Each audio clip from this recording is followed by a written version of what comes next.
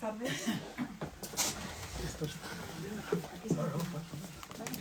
Buenas tardes a todos y bienvenidos a la librería Alberti, que está llena a pesar de la lluvia, a pesar de esta lluvia persistente que tenemos en Madrid y en gran parte de España desde hace ya unos cuantos días. Y bueno, pues muy feliz, muy contenta. Muchísimas gracias Juan Cruz, y muchas gracias Severino Donate por estar esta tarde aquí para presentar, bueno, pues otro de estos libros que Juan lleva en paralelo a la vez de su obra, digamos, creativa, novelística, narrativa, ¿no? Que tiene que ver con el periodismo, que tiene que ver con la vida, que tiene que ver con la memoria de todos, que tiene que ver con el amor y la pasión por la literatura, sobre todo, ¿no? Porque yo creo que ese es el núcleo donde brota todo, ¿no? Esos momentos en los que él ha sido muchas veces testigo y que han quedado ahí en su memoria y que tiene la generosidad de compartir con todos y la suerte de tener esa gran memoria, cosa que nos falta a muchos, ¿no? A mí entre otros, ¿no? Y es un libro pues lleno de felicidad por el encuentro con todas estas personas, todos estos escritores y escritoras tan importantes para los lectores y para la gente que amamos la lectura. Y bueno, está lleno de momentos únicos, ¿no? Como esa estampa, ese retrato de Javier Marías de El último día o la última entrevista a Javier Marías, ¿no? Son todo instantes que se merecen que estén en un libro, se merecen que sean leídos, y desde luego yo desde aquí querría seguir animando a Juan Cruz para que continuara con esta labor que es importante para todos los amantes de los libros y de la literatura y de la lectura. O sea que muchísimas gracias Juan, y muchas gracias por esta conversación, Severino. Has saltado de la SER para estar aquí, que es como un programa de radio. Muchas gracias a todos los que nos siguen también en redes, que también hay muchos amigos y amigas que nos están siguiendo ahí desde hace tiempo. Así que estáis en casa y bueno, pues feliz tarde. Gracias. Gracias.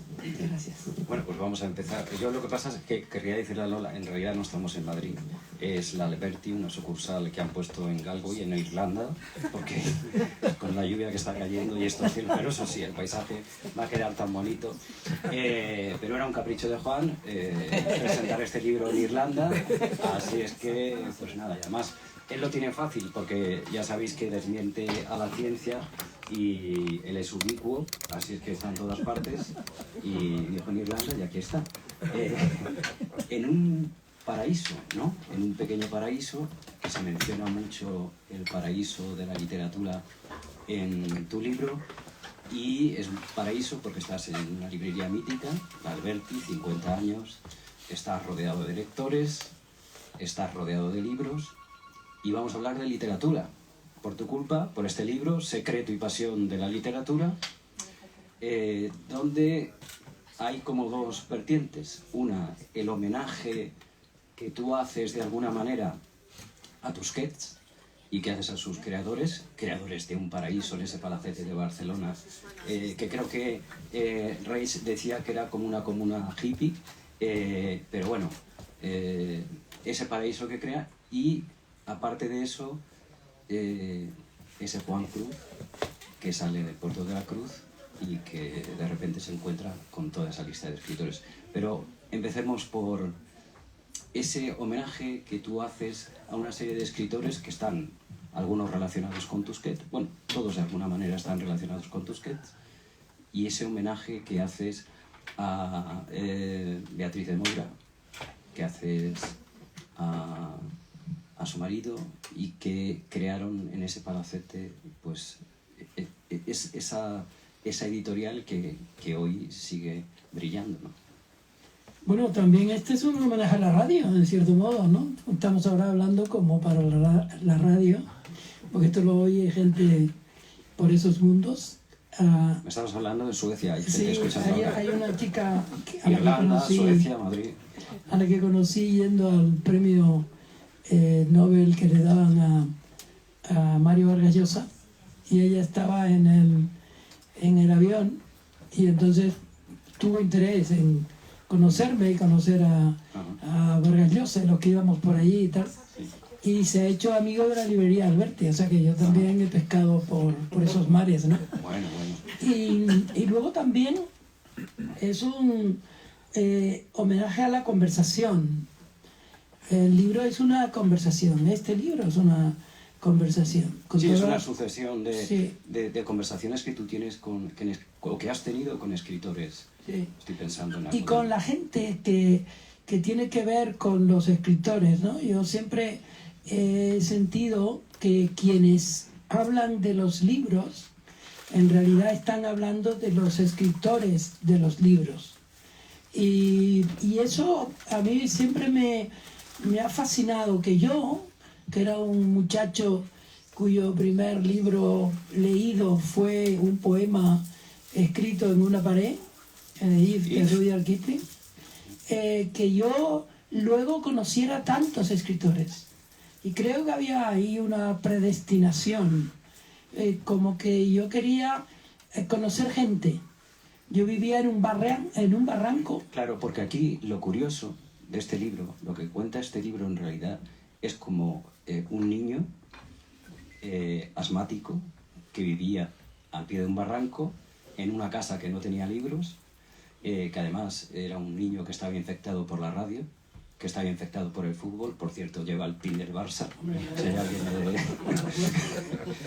y estabas infectado por eso, y además era Es que el Barça está de luto, entonces yo llevo ahí el bueno, pues entonces nada, todos te acompañamos con la historia que ha pasado. Pero quería decir eso, estabas infectado por la radio, infectado por el fútbol, una casa sin libros, y además un reconocido delincuente con 10 años, ladrón de kioscos. Sí.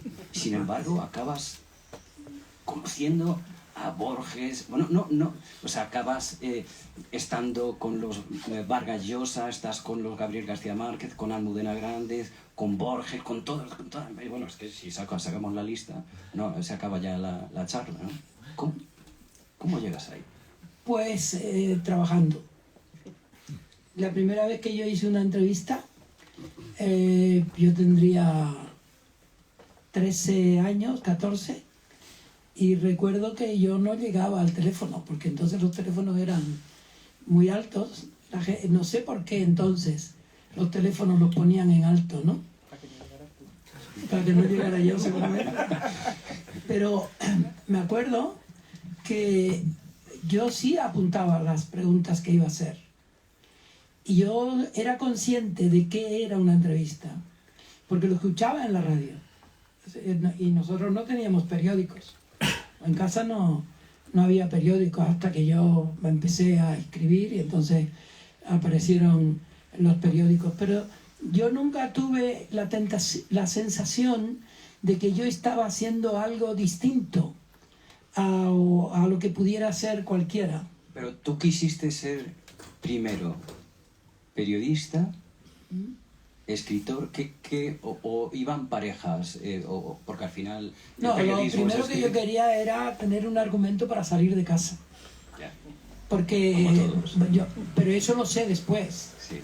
Yo escuchaba la radio y la radio me bastaba para salir de casa. Yo salía de casa y luego, no dejes que me enrolle porque después Sí, yo te corto. en casa me... Sí. Sí, el asunto es... Ya te corté una vez, no te vas a dar cuenta, pero... 3 veces. Pero lo cierto es que mi madre me llevaba al médico. Me llevaba al médico de Santa Cruz y al médico del Puerto de la Cruz, y venían los médicos a verme por distintas derivaciones de mi asma. Y yo luego, en mi casa, cuando yo estaba ya en casa, Sí. y no podía salir hasta dentro de un mes, por ejemplo, yo viajaba todos los días desde la cama, pensando por las geografías que yo Sí. había transitado. Ya. Yo me sabía de memoria toda la ciudad a la que iba, la ciudad en la que yo nací, el sitio del médico. Yo tenía una capacidad De observación y de, de memorizar. memoria impresionante. Pero tú, cuando haces tu primera crónica, porque las primeras crónicas que haces son deportivas. Sí, la primera crónica la hice cuando yo tenía 13 años y era sobre un partido de fútbol. Y a todo esto hemos de decir que tú eres aficionado, o empiezas con las crónicas deportivas porque tú eres un inmenso admirador al que tú le debes en cierto modo el que tú estés aquí de Gonzalo Suárez. De Gonzalo Suárez. Gonzalo Suárez fue el primero que me subyugó como escritor, porque como escritor de fútbol, yo no sabía lo que era escritor de fútbol y escritor de otra cosa. Yo creía que el fútbol amparaba todas las artes, ¿no? Porque el fútbol era, en definitiva, la manera que yo tenía de mirar el mundo. De los domingos por la tarde, yo creo que el único chico del barrio que estaba oyendo la radio era yo. Y yo oía la radio de las maneras más inverosímiles que te puedas entender. Por ejemplo, en mi casa no se escuchaba la radio durante el día, la radio peninsular durante el día. Pero mi madre encontró un modo que era amplificando la antena, que era poniéndome la antena entre los dedos de los pies, se podía escuchar la radio mucho más temprano. ¿En los dedos de tus pies? Sí. ¿Y los ponías boca arriba? No, yo estaba en la cama y ella me ponía ahí. Sí. Y entonces yo escuchaba el Radio Barcelona, o Radio Nacional de España en Barcelona, o la radio que luego es la SER en Barcelona. Esa radio, yo oía a toda la gente de la radio y yo oía también a escritores, a cantantes. La fiesta en el aire, había un programa que se llamaba La Fiesta en el Aire. Sí. Estaba el programa de la SER, que sea la de, ¿cómo se llamaba? Soy jovencísimo, ¿no? Tú eres joven, pero era un programa, ustedes son formidables. Hombre, sí. Era el programa estrella de la SER. Sí. La radio era mi vida. Entonces, después vino el periódico. Claro. ¿Y la literatura cuándo viene? ¿O se entremezcla en ese cambio? O sea, sí, vino en un día concreto. ¿Qué día? Cuando yo descubrí que había una biblioteca en el Puerto de la Cruz que se llamaba el Instituto de Estudios Hispánicos. Entonces yo entré, yo hasta entonces conocía los libros de tocarlos. Yo iba a una librería que se llamaba, que estaba junto al mar y que la llevaba un señor llamado el señor, no me acuerdo el nombre. Bueno, es igual. O sea, Manolo era el que llevaba la librería. Y él me permitía tocar los libros. Y eso para mí era una gran satisfacción. De hecho, una vez... Pero vamos al libro por avanzar. El libro, o sea, el momento, la semilla que te hace un literato, un posible literato. Rudyard Kipling. Ese momento en que yo escribí en la pared de mi casa, de la puerta de mi casa, el poema If, que entonces era sí. Entonces yo lo escribí con un bolígrafo. Sí. Y mi madre me lo mandó a borrar. Y me dijo que en la pared no se escribía. Y al cabo de muchos años, tanto que mi hija ya tenía 16 años, mi hija me llamó para decirme: he visto la huella de tu poema, If, en la pared de la casa. Una Talia Cruz que está aquí. Y que no me permite mentir. Vamos a avanzar porque el libro es claro, aquí se ve la vida de Juan, porque está la vida de Juan aquí, y están también las respuestas, las preguntas, las conversaciones que tú tienes con escritores. Hay una primera conversación que tú tienes con un autor que te marca también, que es Cabrera Infante. Tú te vas a Londres, tú dices que eres un gran tímido, pero buscas a Cabrera Infantes y vas a su casa y insistes hasta que te encuentras con él. ¿Qué te dijo Cabrera Infantes en esa primera conversación? Nada. Estaba con un problema grave de salud, un nervous breakdown, decía él, y decía su mujer, pero yo le escribí tantas veces que su mujer un día me dijo, sí, ven a verlo. Y cuando yo llegué a su casa, era un cuarto para las 4. Me habían citado a las 4. Y yo pues, quería ser amable con ellos, entonces les llevé una botella de Tía María. Y eso es café, ¿no? Un licor de café, ¿no? Un licor. Entonces yo daba vueltas a la manzana, en Gloucester Road, daba la vuelta a la manzana, hasta que fueran las 4 en punto, porque era Inglaterra, y yo iba con la mitología de que los ingleses eran puntuales y los cubanos que venían de Inglaterra, que vivieron en Inglaterra, pues también. Entonces yo llegué, me abrieron la puerta, y me llevó Miriam, su mujer, una actriz, que vive aún, felizmente. Entonces ella me llevó hasta donde estaba Guillermo, que no hablaba nada. Yo hablaba y hablaba y hablaba. Bueno, a mí no me cuesta mucho. Y hablaba y hablaba. Y de vez en cuando ella venía a preguntarme cómo estábamos. Y bueno, estuvimos 1 hora no hablando. O hablando yo. Y luego te hiciste muy amigo, muy amigo. Sí, nos hicimos muy amigos. Guillermo ha sido amigo de mi hija, del tío de mi hija, de las tías de mi hija, de mi mujer, del hermano de mi mujer, en fin.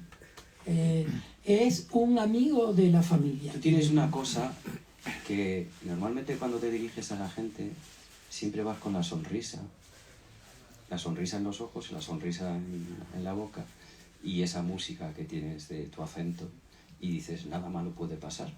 Sí. Pero si miras en esos ojos, tú sabes que hay algo más, que ahí tú estás buscando algo en el interlocutor al que tú... Sí, quizá conversación. La conversación es para mí muy importante porque yo no la sé hacer. ¿Cómo que no sabes hacer la conversación? Porque antes de que empiece la conversación ya yo he gastado la conversación.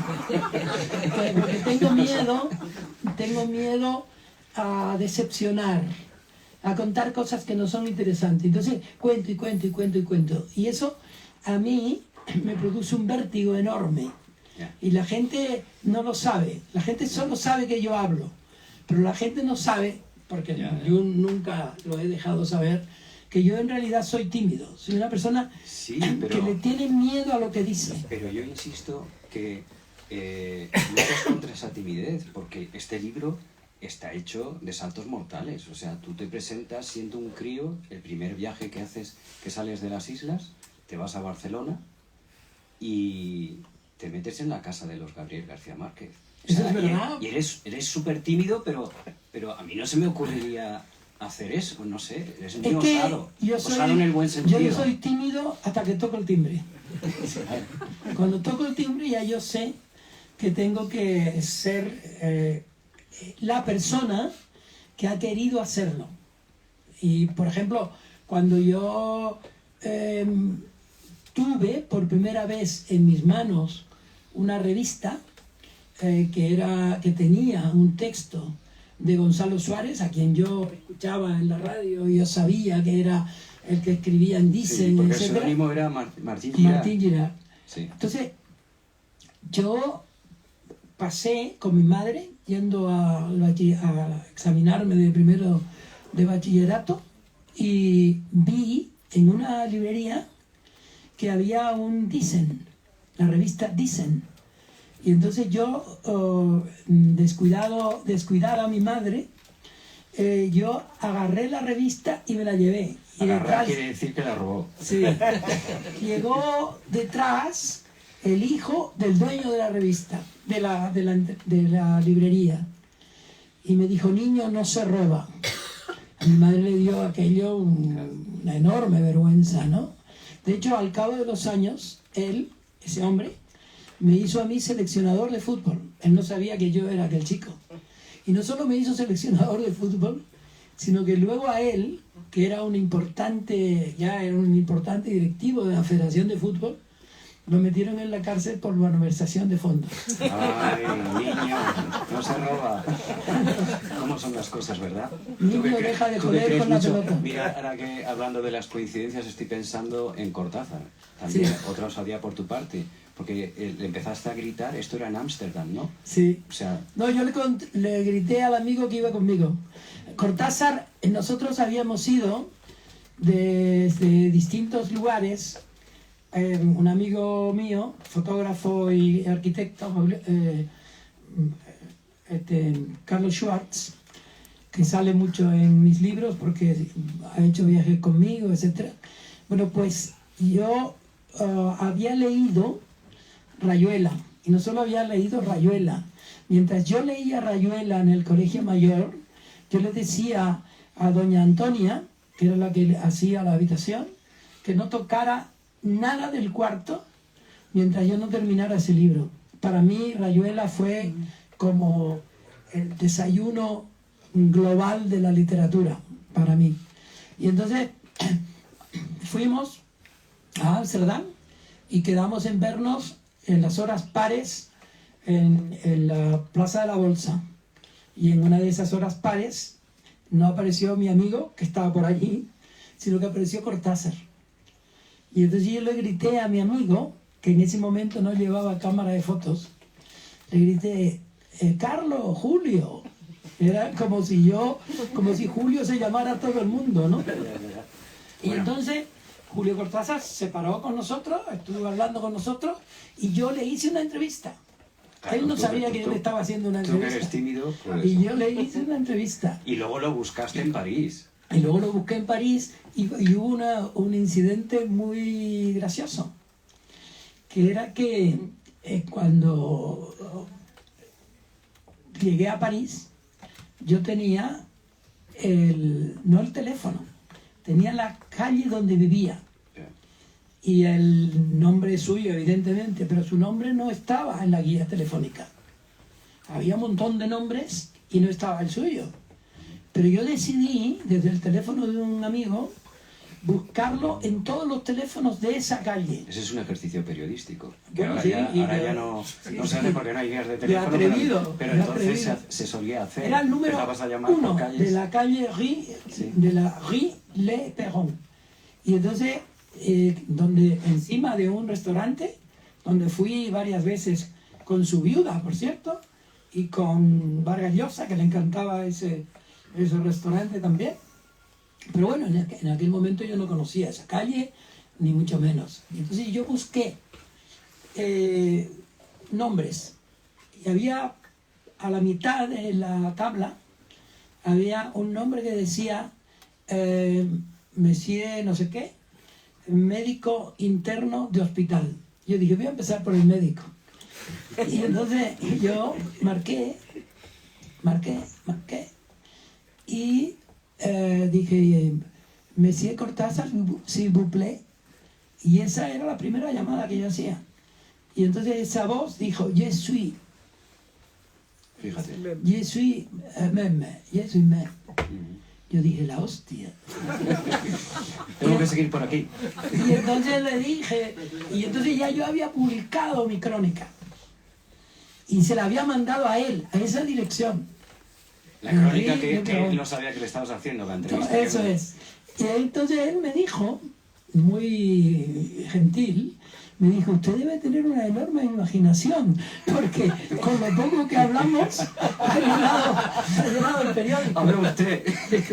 Yo le he escuchado. Te juro que no inventé nada. Ya. Bueno. Pero sí conté, porque a mí lo que me gusta de los encuentros es contarlos. Claro, el entorno. Ahora dice ya mucho. los cuento menos, porque al haber envejecido, yo noto que cuando yo empiezo a contar algo, siempre hay alguien que me interrumpe para decir así no fue. Con lo cual, ahora tengo miedo de empezar a contar. Bueno.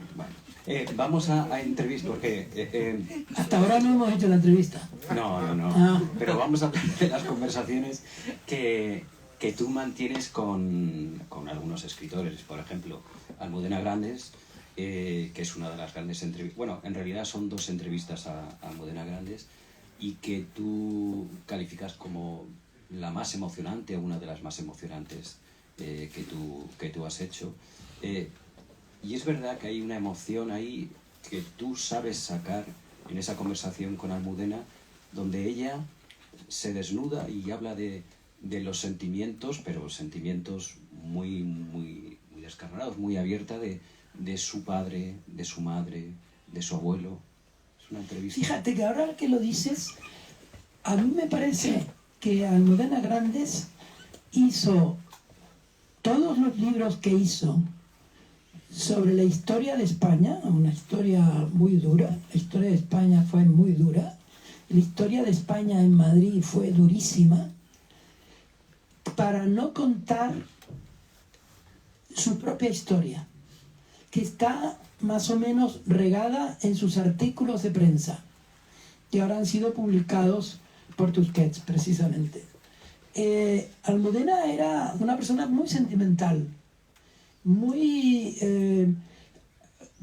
digamos, interior, mucho más interior de la risa con la que ella se acompañaba. Y era alguien que, de alguna manera, estaba echando de menos la felicidad de su casa, de su barrio, y estuvo explicando la historia de España para explicarse no solo la historia de Madrid, sino su barrio de Madrid, su gente, las personas con las que convivió, etc.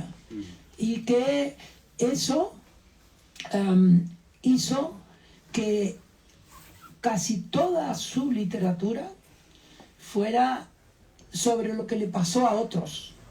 Lo que le pasó a otros. Pero en realidad estaba retratando. Y ella estaba tratando... Pero aquí te lo cuenta, ¿eh? No, ¿sí? no oculta nada, no oculta los problemas de comunicación con su madre que mantiene, sí, y el dolor que siente de no poder, o que sintió de no poder disfrutar de esa madre. No haber culminado, digamos...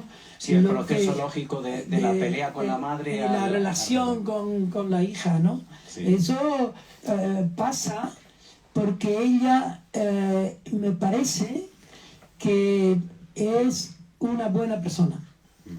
Ella no era capaz de contar la historia de su madre sin haberla conocido tan bien como hubiera sido para ella deseable, ¿no? Y tiene afluentes, su padre, sus amigos, los amigos de su padre, etcétera, etcétera.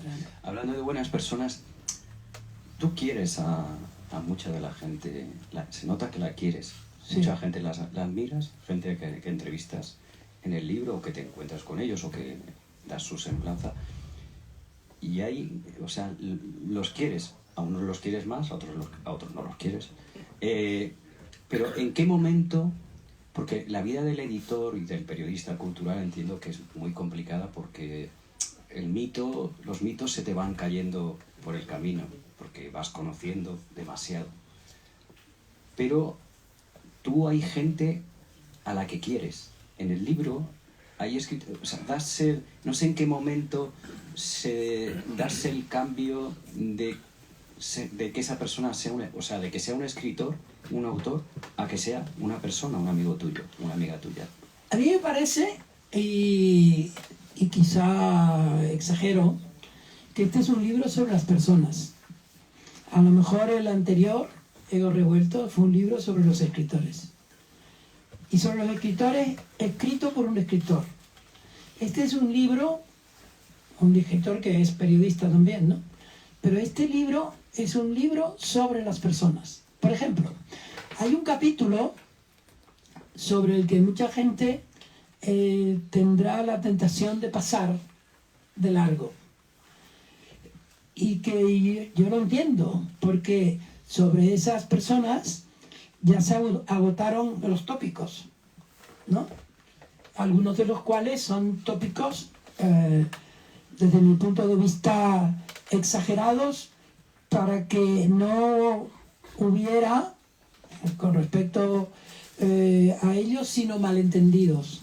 ¿Qué persona estamos hablando? Estamos hablando de Gabriel García Márquez y Mario Vargas Llosa. Enseguida que tú dices esos dos nombres juntos, el público general, cualquier público, estimará que lo que sigue es una crónica de por qué se pelearon, ¿no? Y no hay una referencia inmediata a lo que hicieron juntos, a lo que ambos hicieron juntos, uno por el otro y el otro por el uno. Por ejemplo, no hay libro más importante escrito sobre la figura de Gabriel García Márquez y su novela 100 años de soledad que el libro que escribió Vargas Llosa y que se titula Historia de un deicidio. Historia de un deicidio es el más hermoso libro escrito nunca en el siglo XX por un escritor acerca de su contemporáneo. Entonces yo me llevé cuando se reeditó, porque Mario Vargas Llosa lo había retirado de la circulación durante unos años. Cuando se reeditó, yo lo llevé a Atenas, porque tenía allí unos coloquios y decidí leerlo. Y en Atenas escribí esos capítulos. Esos capítulos contemplan la relación de los dos y la virtud que tiene ese libro en concreto. Sí. Y luego hay también una crónica maravillosa en la que varios amigos de Gabo y de Mario se encuentran en Cartagena de Indias y deciden que quieren poner a dialogar de nuevo a Mario y a Gabo. Y Mario, acércate al micro, digo por la oyente de Suecia. Y Mario decide que no es correcto que él vaya a ese encuentro, porque en ese momento ya García Márquez no tiene conocimiento de sí mismo. Sí, es muy honrado. O sea, el relato que haces, bueno, y del que forman parte, como dices, muchas voces, porque hay una... Daniel Samper, sí, Héctor Faciolince. Bueno, Pilar también está por aquí, que sí. Pilar también forma parte de este relato, Pilar García también como periodista y como testigo de ese momento. Y entonces vais contando, ¿no?, cómo se va intentando, o sea, cómo intentan fraguar ese encuentro casual. Aparentemente van a un restaurante, hacer que pasáis por un restaurante, pero es verdad que ahí transmites ese respeto de Vargas Llosa hacia un García Márquez que ya no le va a poder dar el abrazo con... Pero es que hay una cosa, Severino, que ocurre antes, cuando aún Gabo está en plenitud de facultades, aunque está enfermo de cáncer en Los Ángeles. Y yo soy el que le cuenta a Patricia y a Mario que eso está ocurriendo. Y entonces Patricia, o Mario le dice a Patricia, tenemos que mandarle un telegrama a la mujer de Gabo, a Mercedes, deseándole pronta recuperación para Gabo. O se lo dicen a Carmen Balcells para que sea Carmen Balcells la que traslade esto. Y es Gabo a mí quien me llama en un momento determinado. Yo recuerdo que yo estoy en las oficinas de Alfaguara, en la calle en la calle donde estaba Alfaguara, Juan Bravo no era la siguiente. Torre Laguna, gracias, Eva. Es la memoria de la casa. Está bien. Bueno, hacemos cerca. Entonces ¿qué estaba contando? Estabas contando, digamos, cómo tú haces de puente entre los... No, entonces me llamó a mí, Gabo, para que yo felicitara de su parte a Vargas Llosa por la fiesta del chivo. que le había parecido una obra maestra. Es decir, entre ellos seguía una corriente que tenía que ver con la literatura, y que no era y que no servía para el tópico con el que siempre se trató la figura de ambos cuando se hablaba de ellos juntos. Sí, pues no hay que saltarse ese capítulo.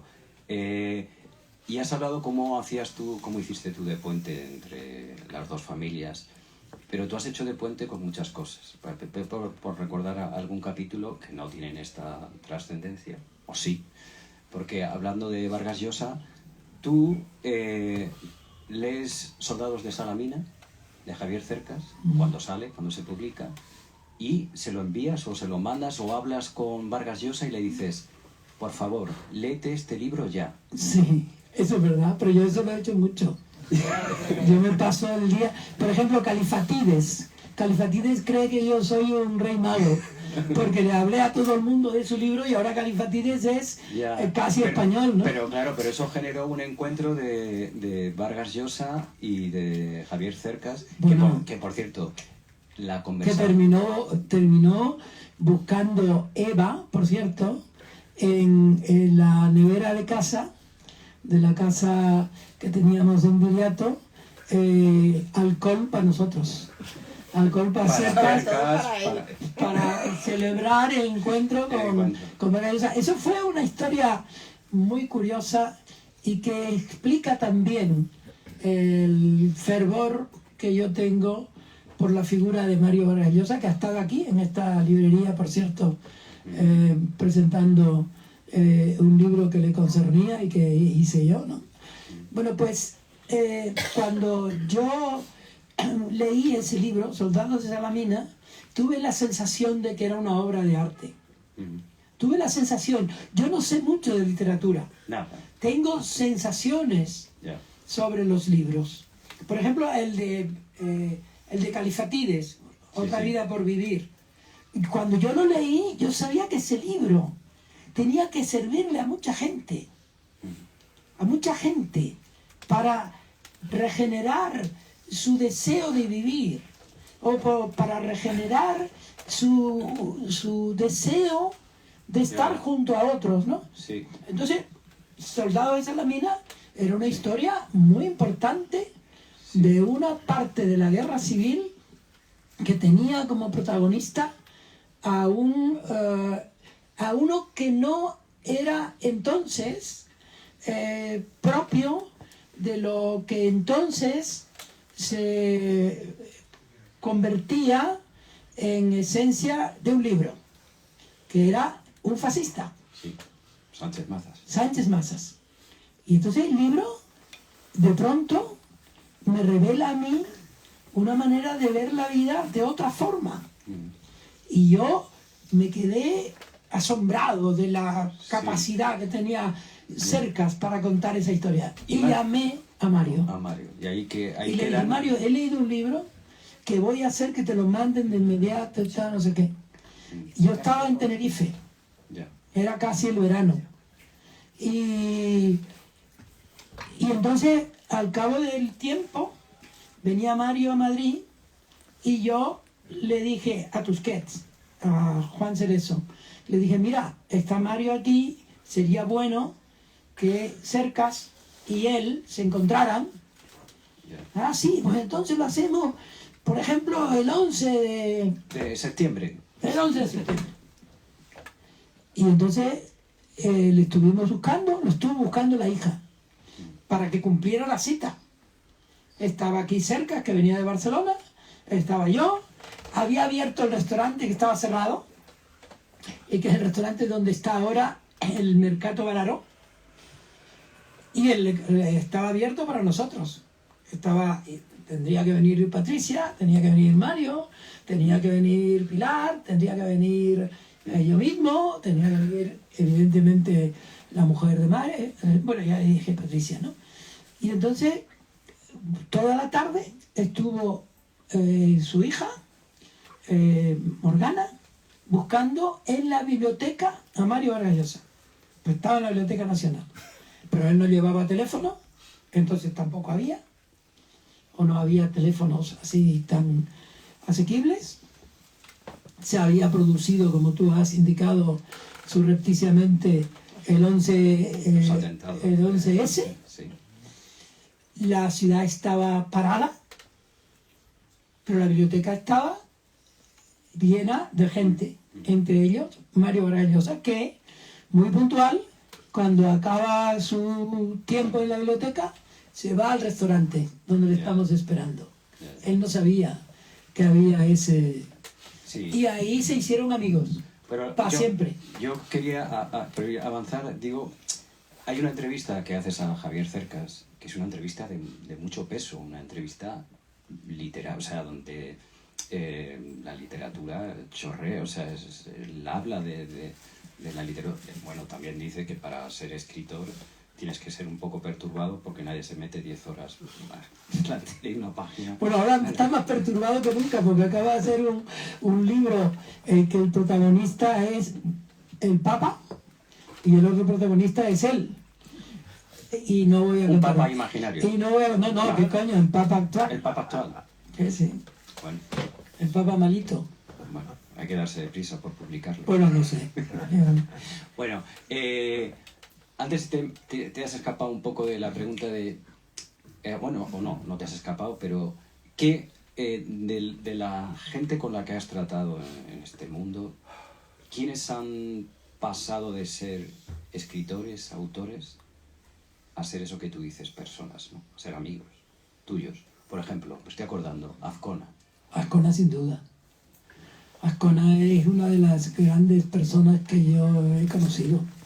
Rafael Azcona. Sí, y es una persona cuya biografía y cuya calidad son paralelas, su calidad humana. ¿Tú le llamabas todos los sábados? Sí, todos los ¿La sábados. tradición esta? La tradición viene de que él y yo nos emborrachamos el viernes anterior, cuando yo lo conocí, y yo simulé que tenía que ir a ver el telediario para que ya no bebiéramos más. Y yo me fui a casa, y entonces y él se fue a su casa. Y al día siguiente le llamé a ver cómo había llegado. Y desde entonces, todos los sábados, yo le llamaba. Hasta que finalmente él me llamaba a mí. Mi madre decía una cosa que era algo que no sé de dónde lo habría sacado ella, que decía: un amigo me llevó a casa de una que amaba, primero lo llevé yo y después él me llevaba. Entonces, se parece a lo mío con Azcona, ¿no? Ya. Y luego se supo Vicente, Manuel Vicente. que sí, Manuel Vicente, que éramos amigos y salíamos juntos a comer y todo esto, que él se puso celoso. Es decir, ¿por qué llamas a Azcona y a mí no me llamas? Entonces yo a él lo llamaba los domingos. Los sábados llamaba también a Juan Cueto y a Vicente Verdú. Ya. Juan Cueto, que es el que te hace el encargo, un encargo De que yo maravilloso. pase a máquina una entrevista que le hice a Borges. Y eso está en abriendo el libro, y es uno de los hechos más interesantes y familiares de mi vida. Nuestra vida con Borges. No todos los detalles, pero puedes hacer digo por la hora, que no sé qué es, y que vamos a empezar. Si alguien quiere hacer alguna pregunta, pues Bueno, a lo mejor la estoy haciendo yo. esa cena a la que... Bueno, la historia es que un día le dicen a Juan que tiene que acompañar a un señor que se llama Borges, por Madrid. Me llamó Javier Pradera. Borges estaba en Madrid, su mujer estaba en Córdoba, y Pradera, que era su editor, no tenía quien paseara a Borges. Entonces me llamó, y yo estaba justamente en casa de José Luis Fajardo, y que está aquí, que no me dejará mentir, o me vas a dejar mentir. Depende, ¿no? Lo que te convenga. Bueno, entonces yo ¿Quién es José Luis Fajardo? le dije a Pradera que obviamente podía hacerlo, ¿no? Y fuimos, lo recogimos en el coche, en el Hotel Palace. Pilar llevaba el coche. No sé si ese coche estaba roto por algún lado. No, ese era cuando cogimos a Felipe González en Londres. A cualquiera. La primera vez que fue a Londres Felipe González. Entonces, Bueno, y entonces Pilar iba conduciendo. Sí, Fernando Delgado iba Fernando detrás Delgado. y Borges iba adelante. Ya. Iba y cantando. la niña iba con vosotros? Y ¿o la no? niña iba con nosotros detrás también. ¿Sí? Y ¿Os entonces, acordáis? entonces, la verdad es que fue un flechazo familiar sobre un personaje insólito que no se parece en nada al que luego se ha pedantizado, no él, sino la gente lo ha pedantizado. Él era una persona totalmente normal, mucho más normal que otro que pasó a la historia como normal y que no lo era tanto, que era sábado. Por ejemplo, una vez le dijeron a Borges, oiga Borges, usted, unos italianos, ¿usted podría darnos una entrevista? Porque estamos entrevistando a escritores argentinos y nos falta usted. Ya hemos entrevistado, por ejemplo, a Ernesto Sábato. Y Borges le dijo, bueno, si han entrevistado a Sótano. Porque era muy sotánico. Sí, sí. No Era satánico, muy pa' dentro sino también. sotánico, ¿no? Sí, sí, Y sí. Borges esa noche hizo muchas cosas, que fueron, pues cantaba canciones islandesas, nos preguntaba por nuestros apellidos, él se apellidaba Borges, Claro. evidentemente como el segundo apellido del padre de Pilar y el abuelo de Eva. Y no solo eso, sino que mi madre también tenía, mi madre se llamaba, ¿cómo era el otro apellido de mi madre? Acevedo, mi madre se porque- llamaba Acevedo porque ellos tienen como una él, familia, ¿no? claro. O sea que estábamos allí en familia. Y luego ya cuando fuimos a comer, que comimos en el restaurante que tenía Plácido Arango, el camarero le dijo a Borges y a todos lo que teníamos para comer. Y entonces cuando el camarero dijo que quería bichisuas, que había bichisuas, él, que le encantó la palabra bichisuas, pidió bichisuas. Pero claro, era un ciego. ¿Cómo le das tú de comer? ¿Cómo come un bichisuas un ciego? ¿Cómo lo come? A ver. Pues no sé, con cuchara, ¿no? Sí, pero no, ¿dónde ve la cuchara? ¿Dónde? Y Bueno, él recibió las cucharadas de mi mano. Yo le di de comer a Borges, eso no. ¿Quién no puede contar eso? A ver, que levante la mano. Eso ya tendría que ser argentino.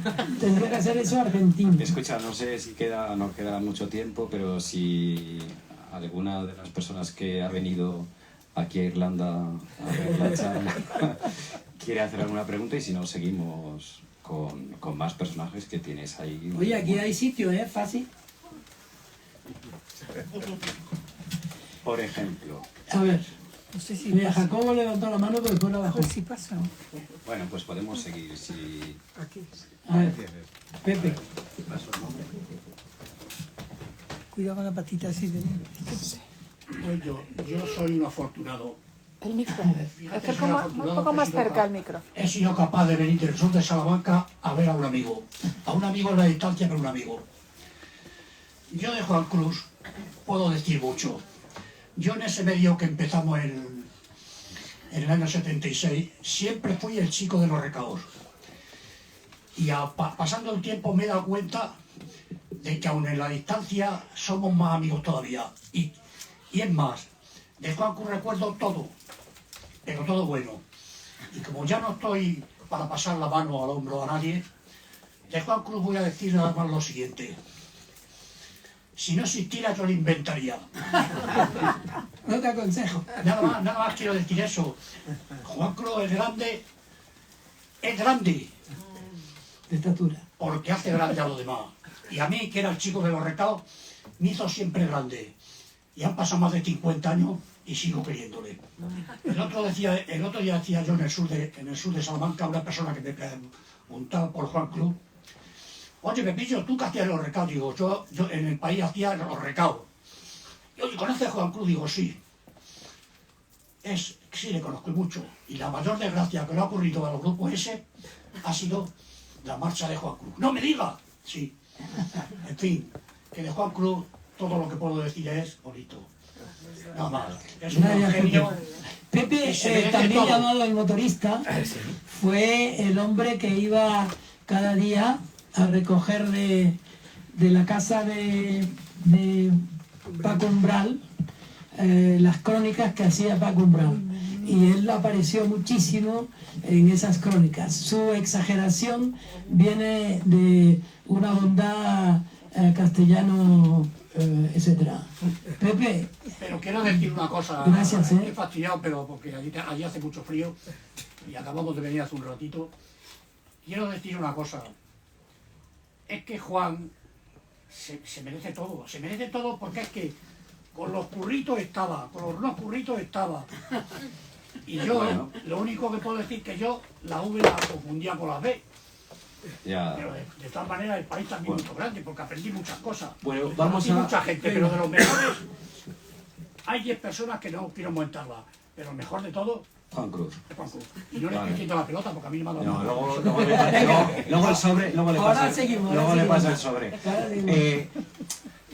En el paraíso, digo, después de esta alabanza que han hecho de ti, sin embargo, los paraísos tienen también sus rincones, sus aristas y tienen sus lados oscuros. Tú tienes un capítulo que le llamas Fe de Ratas, en el libro sí.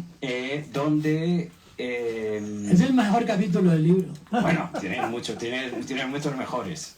Pero bueno, ese está bien porque, digamos, no escondes que, lógicamente, en el mundo editorial hay sus Más y problemas, sus menos. más y sus menos. Hay un clásico tuyo que es Errarle.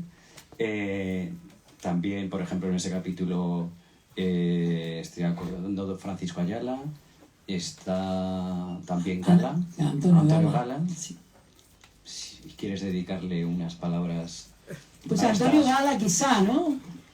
Antonio Gala es una persona que no sé por qué ha sido oscurecida por la historia, o tan oscurecida, porque fue un hombre ingeniosísimo, una de las personas más vitriólicas, pero a la vez inventiva que yo he conocido. En este caso, el asunto fue que yo tenía el mandato del grupo al que he pertenecido y del que estoy tan agradecido para siempre, el grupo Prisa. Pues yo tenía el mandato de cuidar a los autores que colaboraban en el país.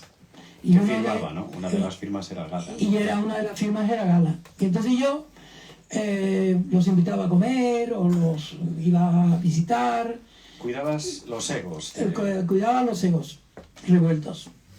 Y entonces estuve con Gala cenando en un restaurante que estaba, asturiano no, cántabro, que había cerca del Estadio Bernabéu y que ya no existe, y allí cenamos y hablamos y al día siguiente o 2 días después yo me iba con Pilar y con Eva a Tenerife, a la Pascua, a la Navidad, ¿no? Y entonces cuando llego a mi casa del sur, llamo a la secretaria, a Marta, a ver si había alguna llamada, Alfaguara, ¿no? Y entonces me dijo, sí, te ha llamado el señor Lara. ¿Y qué quería el señor Lara? Entonces, claro, la vanidad es muy vanidosa. Y entonces yo me desfiguré que como en otro momento me llamaron de un hunt editorial para ver si yo pudiera podría yo ser parte de su equipo. Pensaste que era para ficharte. Eso es. Pero en aquella ocasión, cuando yo les dije que tenía 49 años, me dijeron que ya era muy viejo. Pero bueno, en este caso... A ti te llama Lara y yo dices, dije, "Oye, a lo bueno, vamos a mejor, ver. Y entonces me dio el teléfono donde yo tenía que llamar y llamé. Y me salió una secretaria y dice, sí, ahora le pongo con el señor Lara. Y Y el señor Lara, nada más yo descolgar el teléfono, descolgarlo él, me dijo, ¿usted sabe que yo soy cinturón de judo y he matado a un hombre? El resto lo tienen que leer en el libro. Tú dijiste, no es para ficharme. He dicho que el resto lo tienen que leer en el libro. El libro es maravilloso. O sea, Que Lola quiere vender. Sí, sí, luego hay que comprar. Luego hay que comprar libros. Luego, pues es que tienes entrevistas, estoy pensando, claro, es que estoy mirando, las conversaciones que tienes con la familia de Caballero Bonal, cuando él ya, porque Pepa y Pepe, tú les llamas Pepa y Pepe, Sí. Pepa hay un día que te llama por teléfono y te dice, se acabó. Sí, así fue. Y Eran las 8 de la mañana. Yo estaba sentado ante el cristal de la mesa de la cocina y yo estaba temiendo esa noticia. Siempre he estado temiendo esas noticias. pero Eso ha marcado mi vida. Yo no, la muerte, ¿no? ¿Verdad? Sí, la muerte bueno, evidentemente la muerte de los otros y la premonición de la muerte de los otros. Siempre he tenido esa sensación de que con la muerte siempre viene una culpa propia. Es como si uno pudiera haberlo salvado, ¿no? Y eso evidentemente es una estupidez. Sí. Pero es así la vida, ¿no? Este libro que Y damos... Pepa es protagonista serena de ese libro Sí. y además tiene un valor que evidentemente no tienen los autores en general.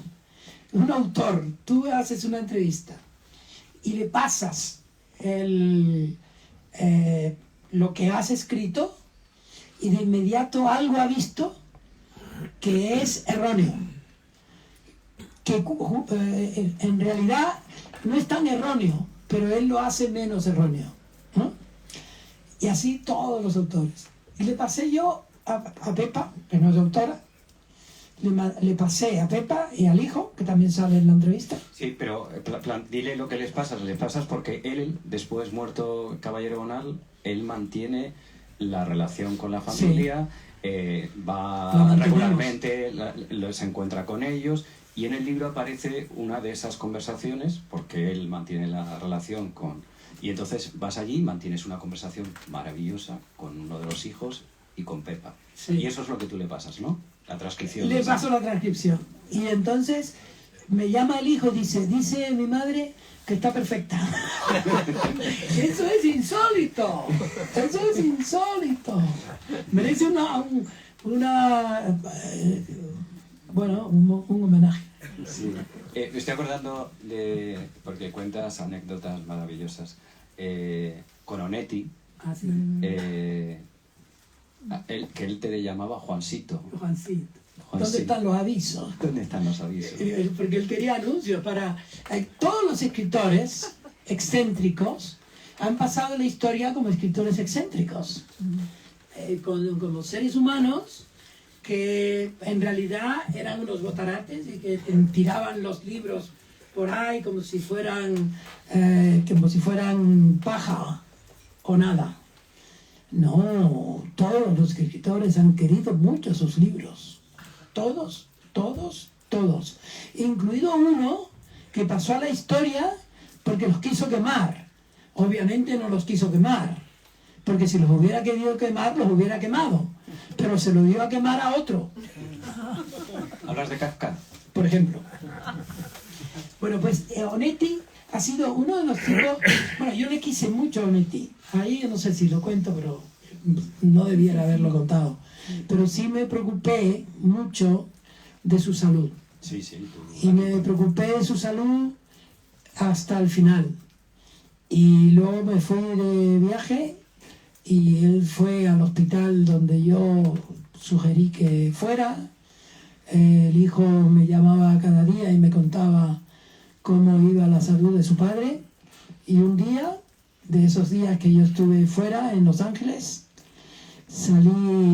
llamé por teléfono y me dijo el hijo, Jorge, que se apellidaba Borges. No, el hijo. El hijo se llamaba Onetti Onetti. Borges, y le dije, ¿por qué no te pones de segundo el apellido que quieras, pero no te pongas Jorge Onetti? Dice, es que el segundo apellido es Borges. Yo le dije, ¿y el segundo? Y el tercero. Y el tercero dice Onetti. Él tenía mucho sentido del humor. Tenía sentido del humor y era muy tímido, el hijo. Tanto que yo, a instancia de su padre, le di trabajo en Alfaguara. Y él era un gran escritor. Y un gran... corregía los libros ajenos con con gran pericia, ¿no? Y escribió un libro que él quería que se publicara en Alfaguara. ¿Y sabes cómo me llegó el libro? Él se sentaba como enfrente mío. Me llegó por correo. ¿Te lo mandó por correo? Me lo mandó por correo. Porque le Porque daba se como atrevía- vergüenza se atrevía a llegar con el manuscrito. O sea, era Julio excepcional. Onetti, Borges Onetti. Sí, sí. Entonces, Onetti, una vez, yo le iba a ver con mucha frecuencia y él mismo me contó una anécdota que es maravillosa. Que un grupo de la televisión francesa fue a entrevistarlo con Ramón Chao, el gran periodista y escritor gallego, ¿no? Sí. Y músico. Le fue a ver esa gente y había una chica muy guapa mirándolo, a Onetti. Onetti tenía, casi no tenía dientes. Y la chica lo miraba y le dice Onetti a la chica, usted me está mirando porque le sorprende mi dentadura. Le debo decir que yo tengo una dentadura perfecta, pero se la he prestado a Mario Vargas Llosa.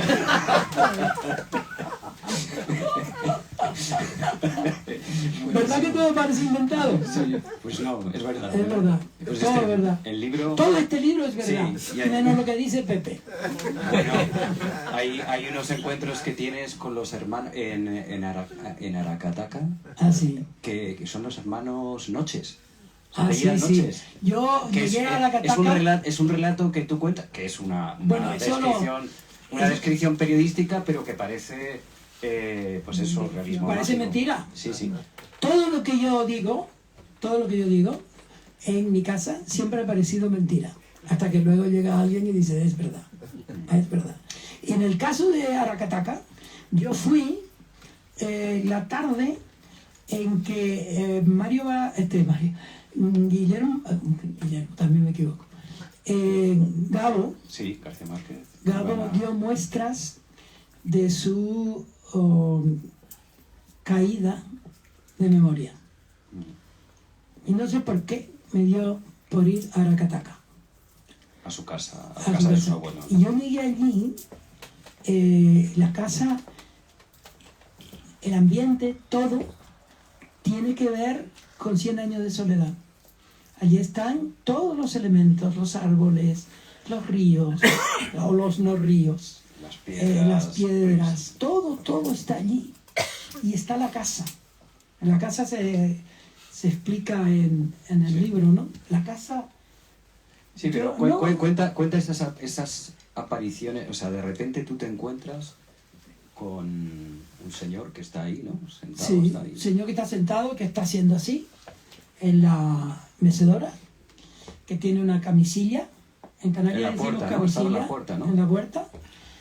Y yo antes de entrar a la casa de Gabo, que era una casa destartalada, donde las reliquias están clavadas con chinchetas, hay un lugar donde la chica que está enseñando la casa, y que me la está enseñando a mí solo, hay como un agujero donde ella dice, y ahí está la cuna de Gabo, donde está un árbol, dice, y estos son los grandes árboles de los que él hablaba, y luego había una pared, y contra la pared iba una mujer que se llamaba Soledad, y luego diré el apellido de Soledad porque es el mismo del hermano. El hermano lo veo al salir o al entrar y me lo presentan. Se llama Nelson Noches y era el mejor amigo que tuvo Gabo en la niñez en Aracataca. Y entonces yo le pregunté por Gabo. Le dije, ¿hace mucho que no ve a Gabo? Y me dijo, anoche estuvo aquí jugando a las cartas o al ajedrez. Evidentemente no era cierto, pero en el lenguaje de Aracataca, en el lenguaje de 100 años de soledad, aquello era verdad. Y luego te encuentras con una especie de fantasma de una mujer. Esa mujer, te la acabo de decir, Soledad Noches, que era la hermana. que iba como si fuera un personaje de fábula, alguien que nacía de una película no filmada, Sí. era espectral y iba con los ojos mirando siempre al frente como si fuera a taladrar la pared, Sí. y luego volvía y luego volvía y luego volvía. Para mí, y luego yo vi el lugar donde estaban no solo los árboles, sino donde se hacía, ¿cómo era? Bueno, ahora no recuerdo tantas Ahora mismo. cosas. No sé cuánto tiempo más tenemos porque son las 8:10. No sé si la gente se tiene que volver a Madrid, Sí. coger el vuelo. Oye, que nos hemos retrasado mucho, ¿no? Entonces no sé pues si hay que ir despidiéndose o no despidiéndose, pero antes de... al final no deja de ser esto, aparte de tu vida como escritor y como periodista, un homenaje que también haces a El Paraíso de Tusquets. Tú mencionas... el libro está lleno de adioses. Has hablado de tu miedo a la muerte y aquí hay muchos adioses. No sé si... Quiero decir, en el fondo... Los adioses de Anetti. Sí, hay mucha melancolía del tiempo que se ha llevado muchas cosas que eran paraísos. Se ha ido llevando paraísos poco a poco, ¿no? Y tú hablas de una gran fiesta que hacen en la sede de Tusquets, en el palacete que tenían en Barcelona, y donde estaban Toni y estaba Moura, y entonces Beatriz saludando en el barco. Y es alegre, pero es un adiós al paraíso, aunque el paraíso siga después de ellos, pero ya no es lo mismo. O sea, y esos adioses son continuos en el libro. Bueno, porque la vida tiene continuos adioses. Mira, aquí tenemos a Luis Landero, ahí está mucha gente que está viva. Sí, ¿no? Pero nadie se muere en el mundo de la literatura. Nadie se muere. Se mueren las personas, los seres humanos, pero los libros son inmortales. Aquí están. ¿Sí? Los libros son una parte impresionante de la vida. Y si están vivos, nosotros estamos vivos también en los libros. Yo soy un poeta a veces. Y, Te voy a leer y el otro día estuve con Gibson Sí. hablando de Antonio Machado. El fervor que tienen allí por Antonio Machado hace que la muerte de Machado sea un accidente mientras la gente lo lea. Hablando que decías que eres un poco poeta, antes de que nos vayamos, hay un capítulo, uno de tus primeros amores, que acaba con el libro de Juan Marcet, de Últimas tardes con Teresa, tirada en el barro de un aeropuerto, tirado al suelo, donde dices: había lloviznado como en los días ineficaces y tristes de la hermosa ciudad. Hay un poco un renglón de un Sí, poeta. pues mira, la ciudad, aquel día había llovido muchísimo en la laguna y dentro de mí. La chica del descapotable te dejó. Es la historia de todos. Sí. Y de todas. Sí, sí, sí. Yo he Y tenido tú lo eso. pagaste con un libro, ¿no? Sí, sí, Lo sí. lanzaste, ¿no? Lo tiraste. No, pero el libro está y luego Marcé me lo dedicó. Ya pasado los años, me lo dedicó y yo lo tengo enfrente de donde escribo aquí en Madrid. Bueno, nos despedimos para que Sí. se cojan el vuelo. Sí, Bueno, pues no hace falta que lo repita, pero no os olvidéis, Juan Cruz, Secreto y Pasión de la Literatura. Es de verdad un libro que a mí me ha encantado, que es un libro maravilloso, no me tengo que hacer la pelota. Además, lo lees y quieres un poco más a Juan, y todos queremos un poco más a Juan, y ya está, que aquí está y que el que quiera, pues puede comprar este libro y a disfrutarlo, ¿vale? Gracias.